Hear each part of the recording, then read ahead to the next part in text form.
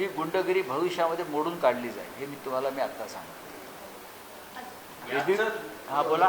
याच वेळी भाजपकडून वंदे मातरम गाण्याचं आयोजन करण्यात आलेलं आहे. पूर्ण वंदे मातरम युवा की आवाज. मग युवा की आवाज म्हणजे काय असतं? हे वंदे मातरम म्हणजे युवा की आवाज, बाकी काय ना, बेरोजगारी, महागाई, नोकऱ्या, ही युवा की आवाज नाहीये का?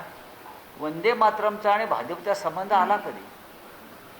वंदे मातरमचा आणि भारतीय जनता पक्षाचा अजिबात संबंध नसून वंदे मातरमचा आणि काँग्रेसचा संबंध.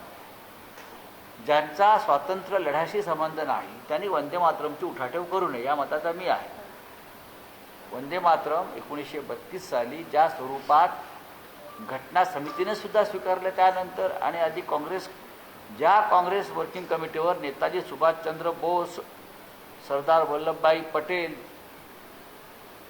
असे लोक होते आणि त्यांनीही वंदे मातरमची 2 कडवी अधिकृतपणे स्वीकारली. ती भाजपला मान्य का नसावी?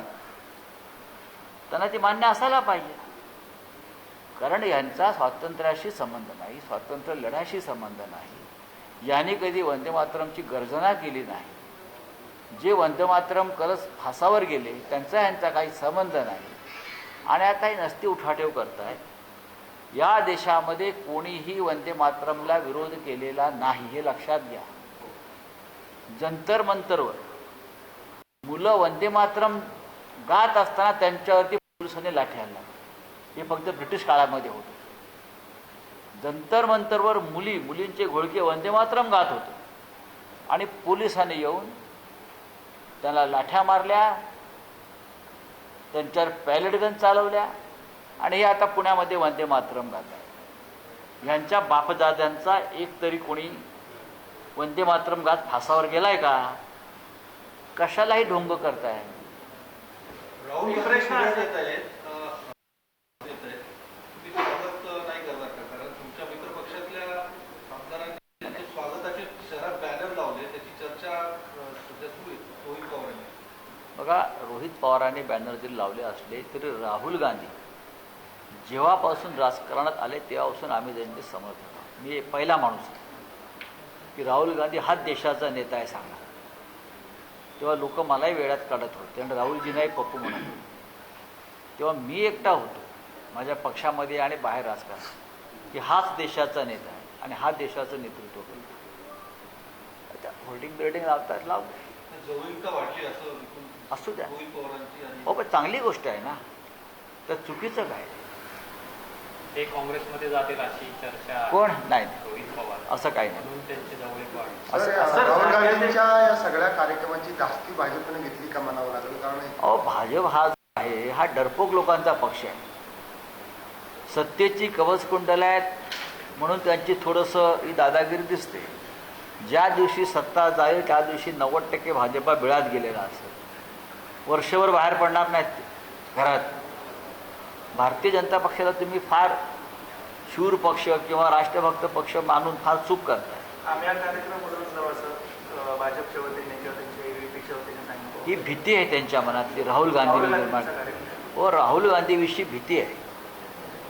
उधळून लावणार म्हणजे का उधळून लावणार? ते विद्यार्थ्यांशी बोलतात म्हणून उधळून लावणार आहेत का? राहुल गांधींचा कार्यक्रम उधळून लावण्याची भाषा जर कोणी करत असेल तर तो दहशतवाद आणि अशा प्रकारची भूमिका घेणाऱ्यांवरती पुणे पोलीस आयुक्तांनी कठोर कारवाई केली पाहिजे. राहुल गांधी या देशाचे विरोधी पक्षनेते आहेत. ते या देशातल्या विद्यार्थ्यांशी पुण्यातल्या बोलत आहेत, खास करून विद्यार्थिनीशी बोलत आहेत.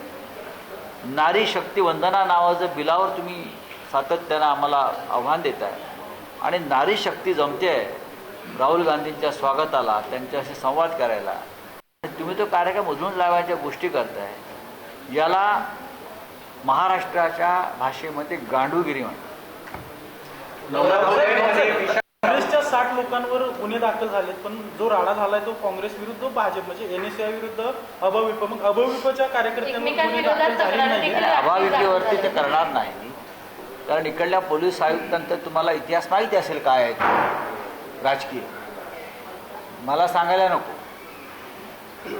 नागपूर असेल, पुणे असेल, काही प्रमुख शहरामध्ये देवेंद्र फडणवीस आणि अमित शहा मिळून जे पोलीस आयुक्त नेमलेले आहेत त्याच्यामध्ये पुण्यातले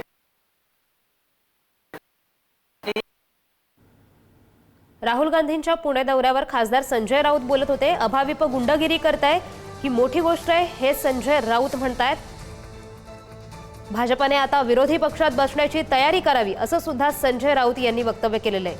राहुल गांधी पुण्यात जाणार आहेत, पुणे दौरा आहे राहुल गांधींचा, त्यावर संजय राऊत बोलत होते. भाजप डरपोक लोकांचा पक्ष असल्याचं सुद्धा वक्तव्य संजय राऊतांनी केलेलं आहे. सरकार राहुल गांधींना घाबरतंय असं संजय राऊत म्हणालेले आहेत. अभाविपमध्ये एवढं बळ आलं तरी कुठून, असं संजय राऊत यांनी हा सवाल विचारलेला आहे. अभाविप गुंडगिरी करताय असं वक्तव्य संजय राऊत यांनी केलेलं आहे.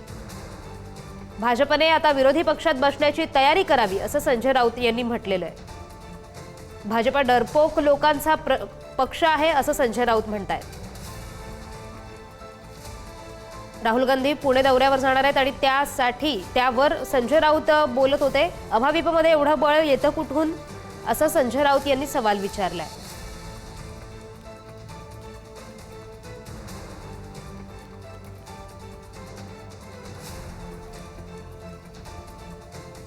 कारण 25 पेक्षा जास्त भाजपच्या नगरसेवकांचं जात प्रमाणपत्र संशयाच्या भोवऱ्यात आहे.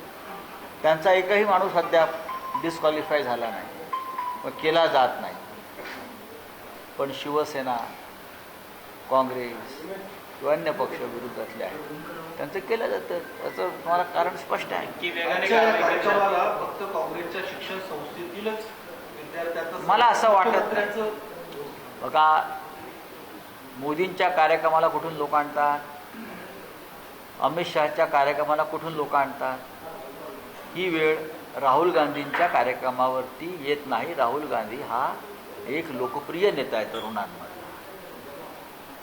मोदींच्या आणि अमित शहाच्या खुर्च्या रिकाम्या असतात हल्ली, आपण पाहिलं असेल. तेव्हा जे काम तुम्ही करता, पैसे देऊन लोक आणणं किंवा अंगणवाडी सेविकांना आणणं किंवा सरकारी कर्मचाऱ्यांना जबरदस्तीनं आणणं, पैसे देऊन आणणं, याची गरज राहुलजींना लागत नाही. आहे आणि त्यांनी पोषण आहाराची जी आहे ती पोलखोल केली, त्यांना निलंबित करण्यात आलंय. व्हिडिओ काढ. हा विषय माझ्या कानावर आला. मी त्यात लक्ष घालणार आहे. त्या ज्या सेविका आहेत त्यांना मी भेटणार आहे लवकरच.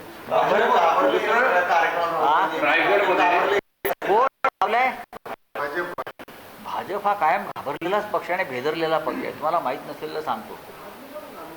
यांनी कधीही देशाच्या स्वातंत्र्यासाठी, देशाच्या रक्षणासाठी शौर्य गाजवलीची इतिहासामध्ये उदाहरणं नाही.